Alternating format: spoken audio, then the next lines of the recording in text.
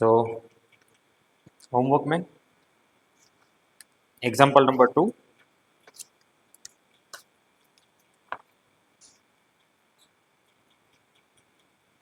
DPP number 1 और PYQ number 34। Order and degree में एक ही PYQ पूछा हुआ है इतने सालों में।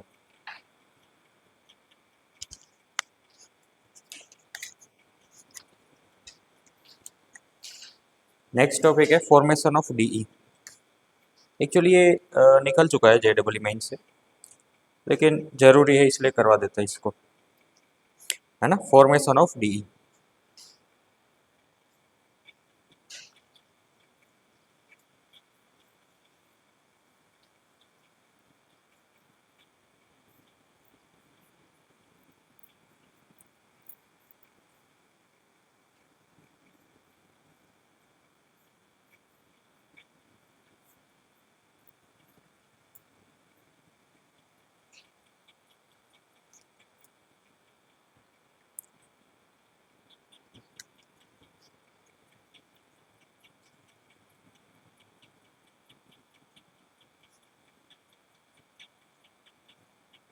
फॉर्मेशन ऑफ डिफरेंशियल इक्वेशन का मतलब ये है कि सपोज मान लो कि कोई फैमिली ऑफ कर्व है।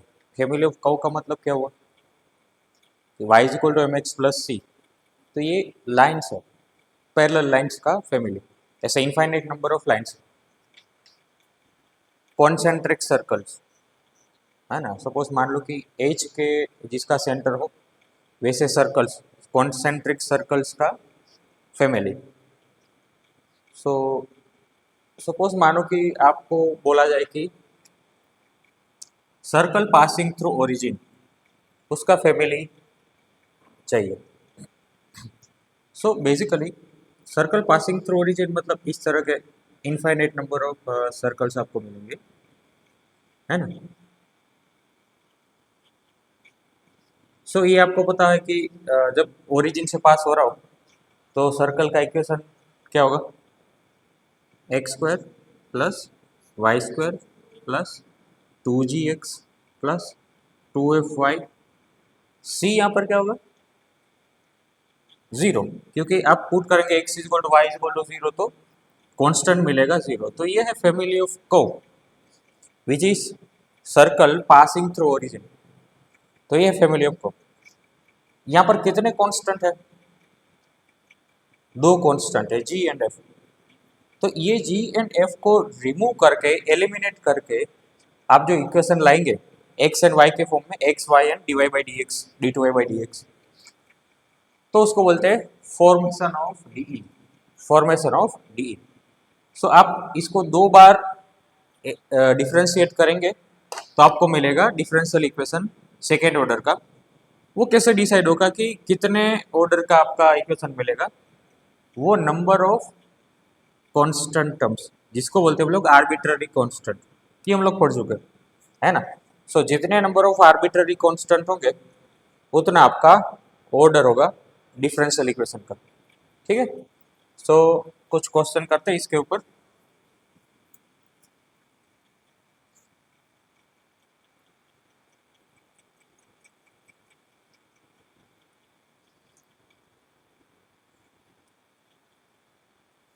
सो number of arbitrary constant is equal to order of D, है ना। Number of arbitrary constant is equal to order of D. कुछ एग्जांपल्स लेते हैं। y is equal to a e raise to x plus B.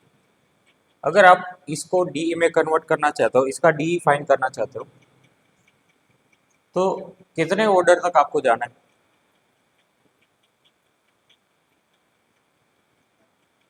कितना, दो।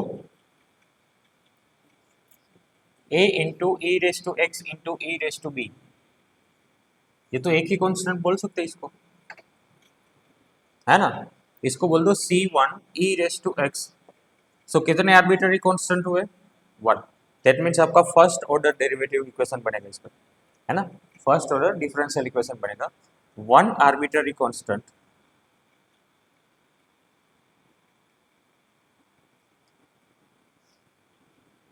That means first order DE.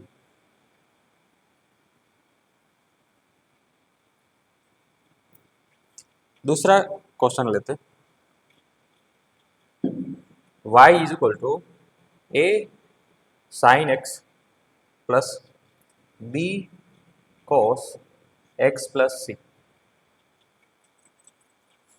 इसमें कितने arbitrary constant है?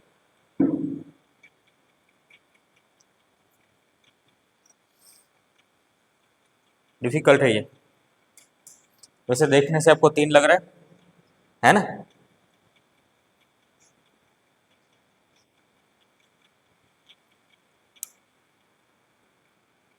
a sin x प्लस, इसको आप एक्सपांड करेंगे cos a प्लस b से, तो आपको मिलेगा b into cos x into cos c minus b into sine X into sine सी।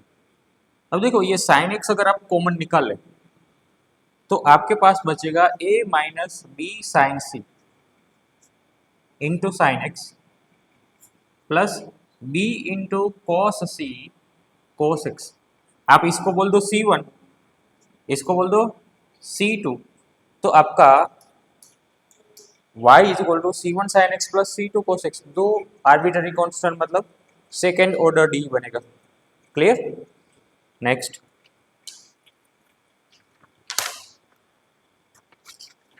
सो ये कितना ऑर्डर हुआ? Second order D.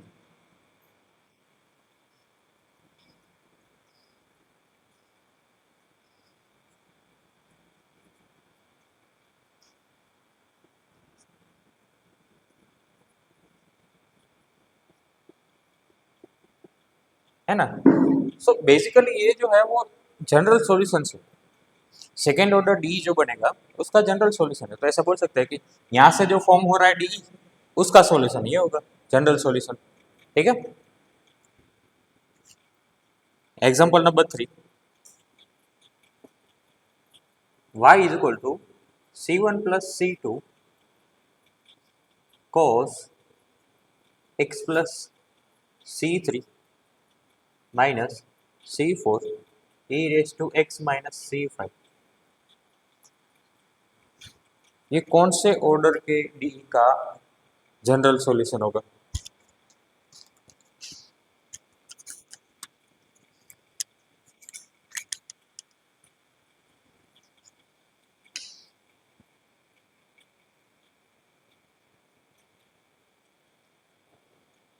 कितना?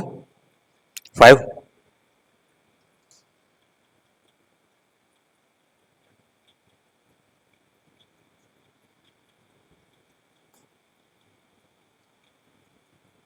कितना हुआ?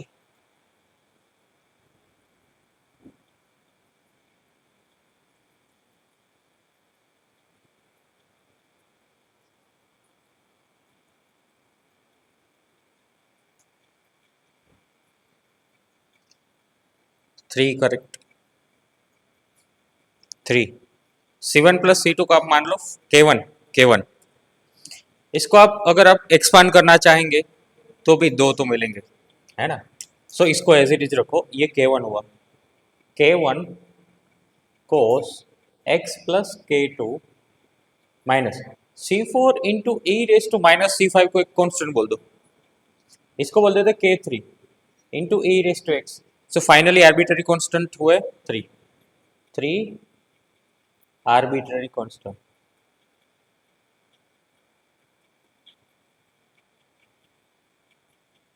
That means third order D. Okay, note कर लो।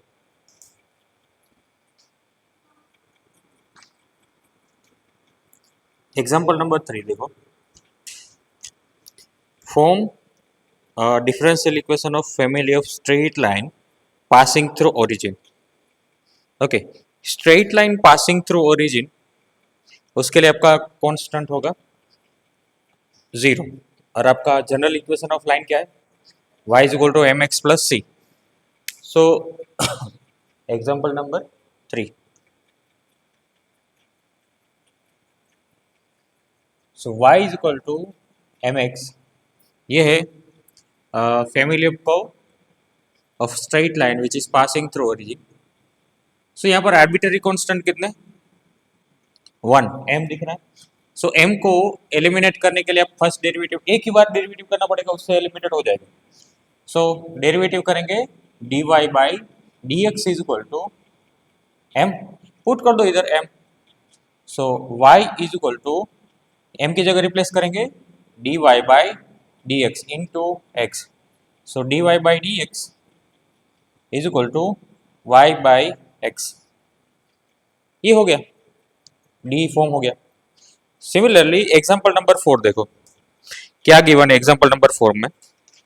Form a DE of family of circles touching x axis at the origin. Example number 4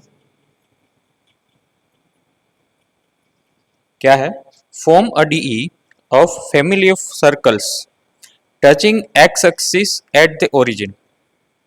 okay, touching x axis at origin.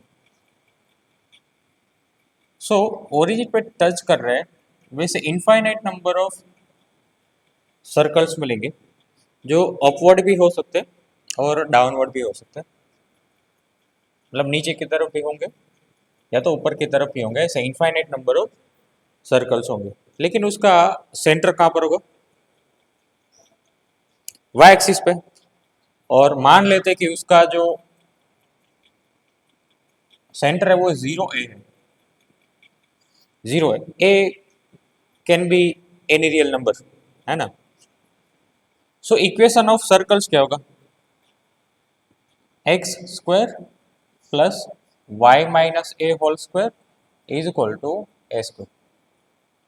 ठीक है, यहाँ पर ए क्या है, आर्बिट्ररी कांस्टेंट कुछ भी, A belongs to R. So X square plus Y square minus 2ay plus A square is equal to A square, ये cancel out हुआ। सो आपके पास बेसिकली बचा कितना, only one arbitrary constant. So एक बार डेरिवेटिव करने से आपका काम हो जाएगा। सो डेरिवेटिव करेंगे तो क्या मिलेगा, 2x प्लस ये कितना 2y y1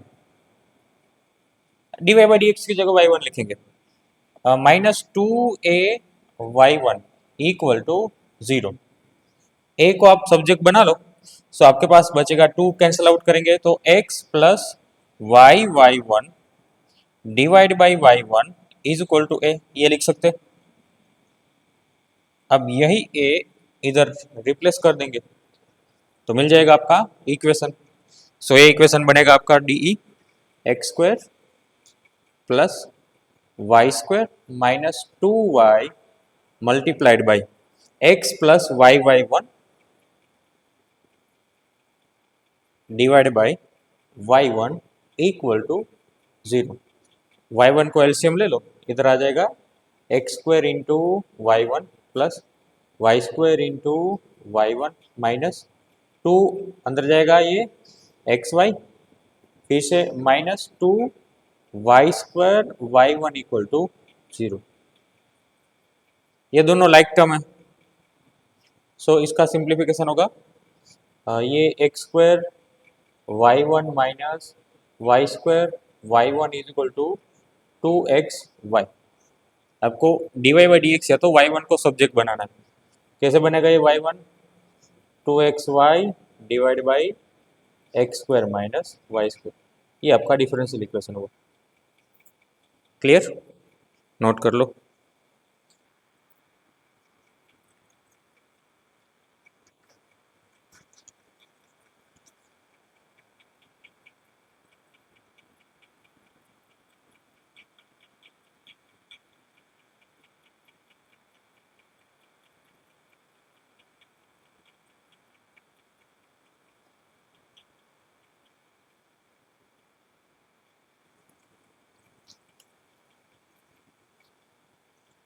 सो काफ़ी कम PYQs पूछे गए फॉर्मेशन ऑफ डी में। ये एक्चुअली सिलेबस में तो नहीं है, लेकिन फिर भी 2024 में पूछा गया था क्वेश्चन एक।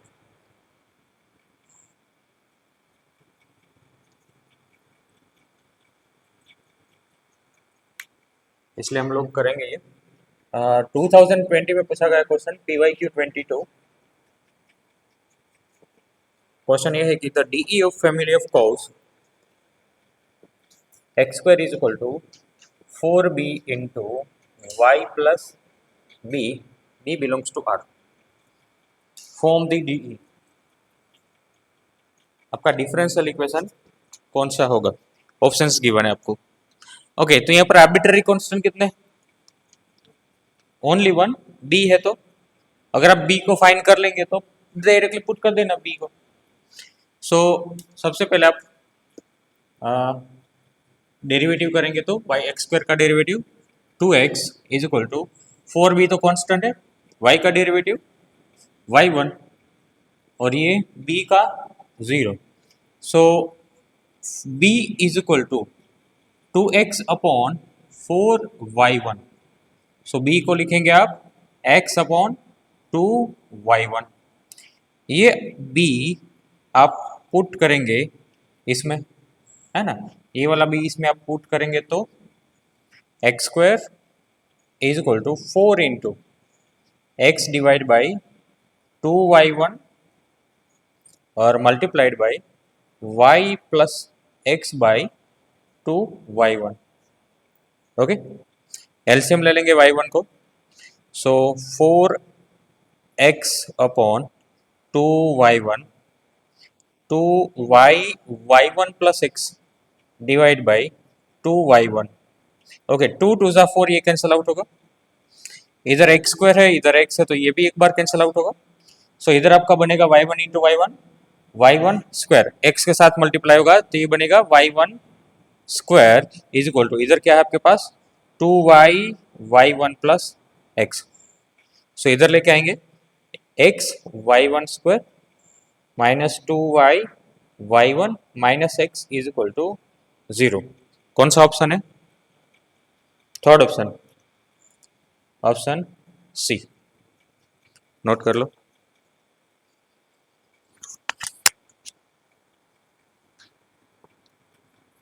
होमवर्क में PYQ 39, PYQ 66, PYQ 117 और 124। सो यहाँ पर ये फॉर्मेशन ऑफ डी आपका खत्म हो रहा है।